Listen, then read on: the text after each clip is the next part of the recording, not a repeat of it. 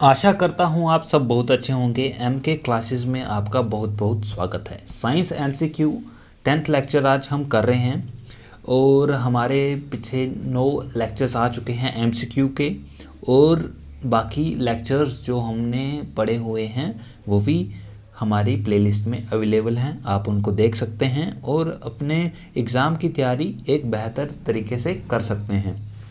चलिए शुरू करते हैं हम आज की वीडियो। 56 नंबर्स के क्वेश्चन से स्टार्ट करेंगे। Which phenomena occur when light passes from a denser to rare medium.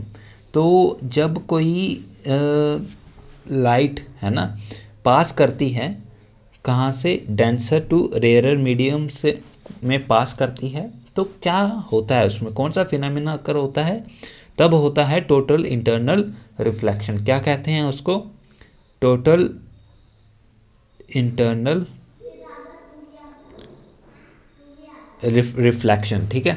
अगला सवाल है which substance do not allow flow of charge through them.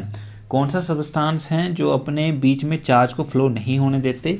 तो हम सबको मालूम है इंसुलेटर्स क्या करते हैं, अपने बीच में फ्लो ऑफ चार्ज को नहीं होने देते, उनके बीच से चार्ज फ्लो नहीं करता है। The value of which quantity remain same in all system of unit. किस चीज़ की क्वांटिटी सेम रहती है हर एक जगह, चाहे कहीं भी हम उसको इस्तेमाल में लें। तो जो ग्रेविटी, जो स्पेसिफिक ग्रेविटी हम लेते हैं, स्पेसिफिक ग्रेविटी वो क्या है? Remain same in all the system of unit.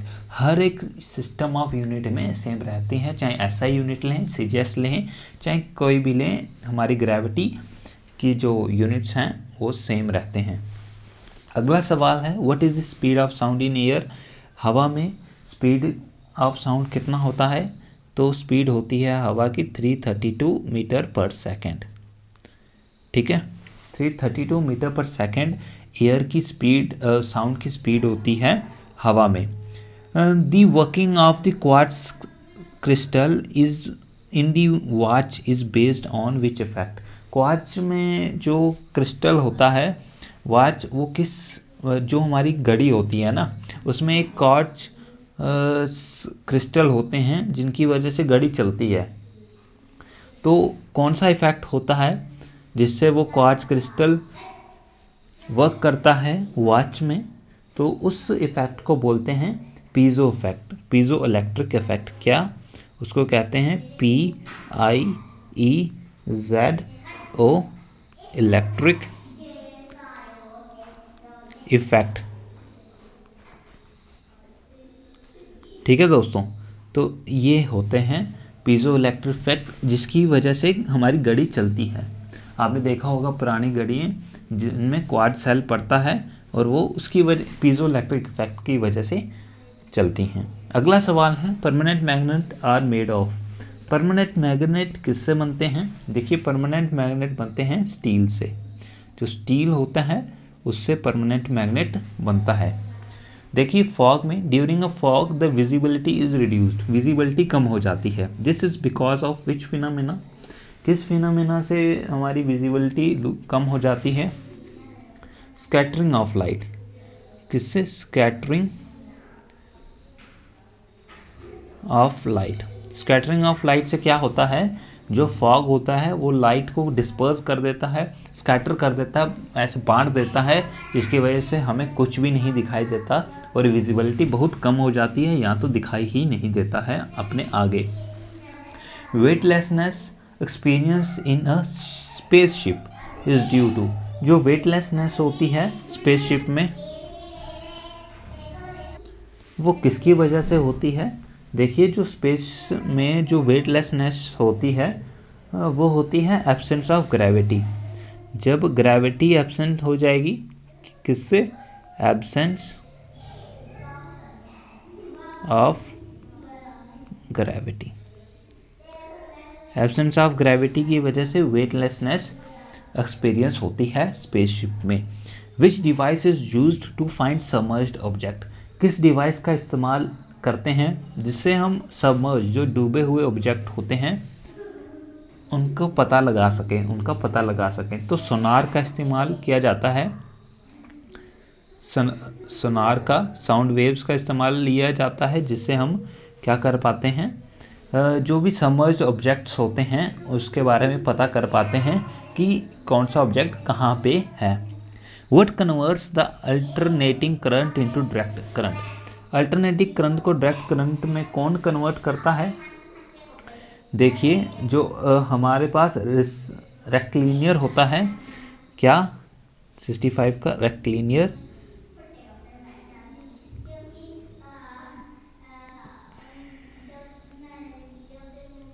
Rectilinear जो कि क्या करता है, अल्टरनेटिव करंट को डायरेक्ट करंट में कन्वर्ट करता है।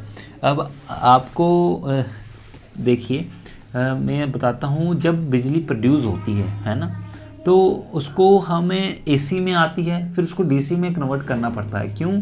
क्योंकि डीसी से बिजली को हम दूर दूर तक पहुँचा सकते हैं, और यहाँ तो हमारे जो ये हमारे पास जो ये फ़ोन के चार्जर्स होते हैं उनके अंदर भी रेक्टिलिनियर लगे होते हैं। वो क्या करते हैं, जो बिजली हमें अल्टरनेटिव करंट जो एसी की बिजली मिलती है उसको डीसी में कन्वर्ट करते हैं, फिर वो हमारे फ़ोन को चार्ज करते हैं। और क्या इस्तेमाल होता है उनके अंदर? रेक्टिलिनियर इस्तेमाल होता है, जो कि एकदम ट्रांसफार्मर की तरह दिखता है।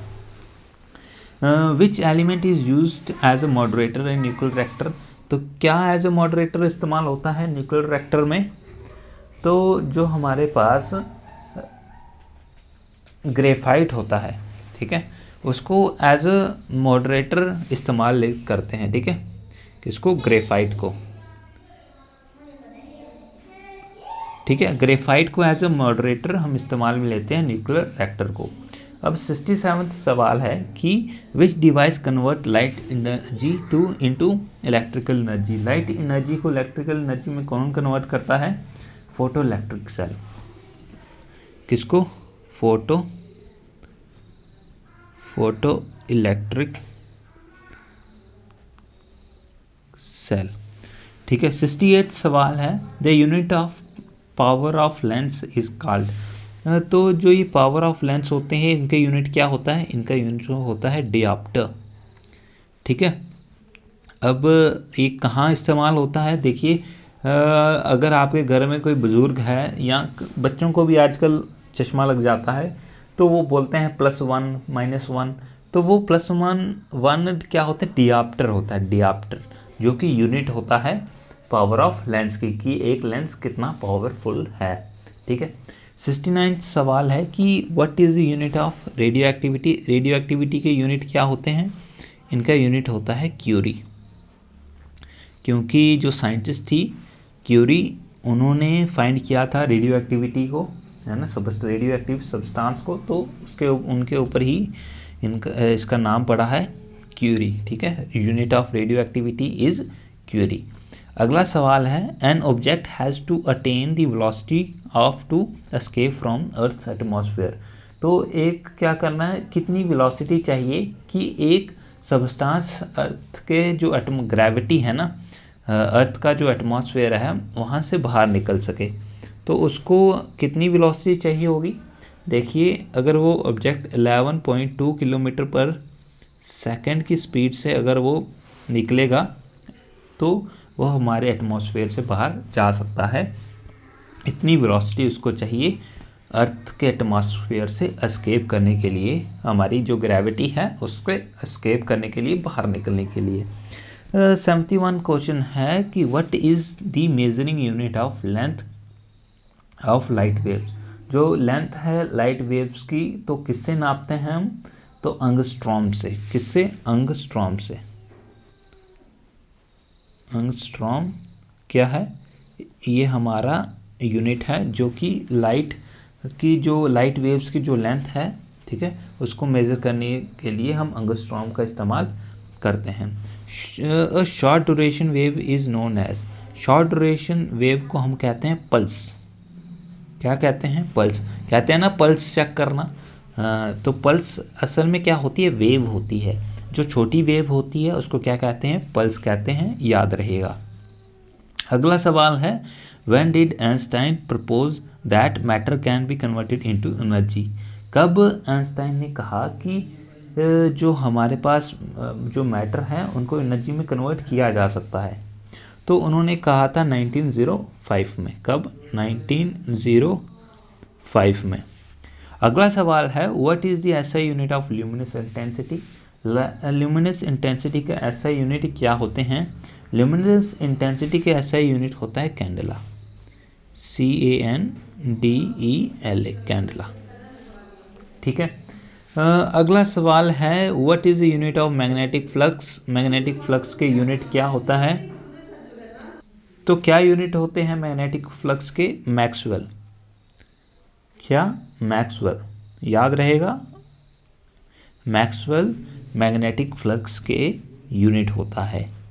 अगला सवाल है 76 what is the unit of specific resistance. तो स्पेसिफिक रेजिस्टेंस, जो रेजिस्टेंस होती है ना, जो स्पेसिफिक रेजिस्टेंस होती है उसका क्या यूनिट होते हैं? उसके यूनिट होते हैं ओम मीटर। क्या यूनिट होते हैं? ओम मीटर। अगला सवाल है the wavelength of visible spectrum ranges from. जो विजिबल स्पेक्ट्रम होता है जिसको हम देख सकते हैं, जो लाइट हम देखते हैं ना अपने आगे पीछे, उसी को कहते हैं विजिबल स्पेक्ट्रम। और उसकी रेंज क्या होती है वेवलेंथ की? तो उसकी वेवलेंथ की रेंज होती है 390 टू 700 नैनोमीटर nm।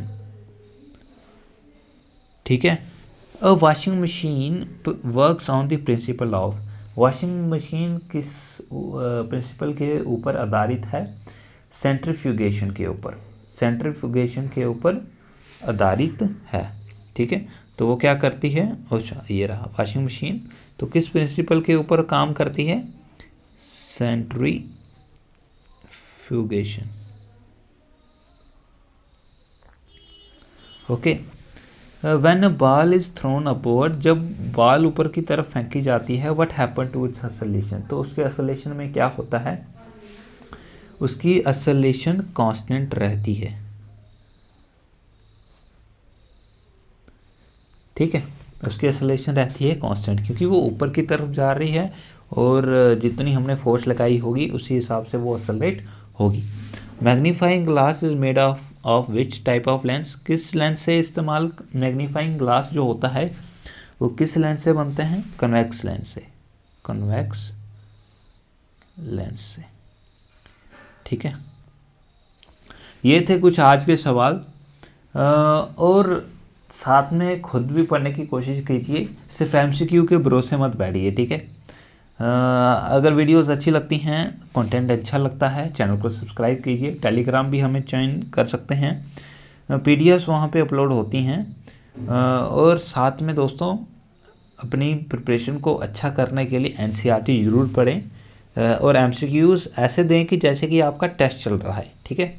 अगर आप ऐसा सोच के आते हो तो वेल एंड गुड, आपके सिलेक्शन पक्का होगा। और जो ऐसा करके नहीं आता है तो बात ये है कि प्रैक्टिस करने वाले बहुत सारे हैं।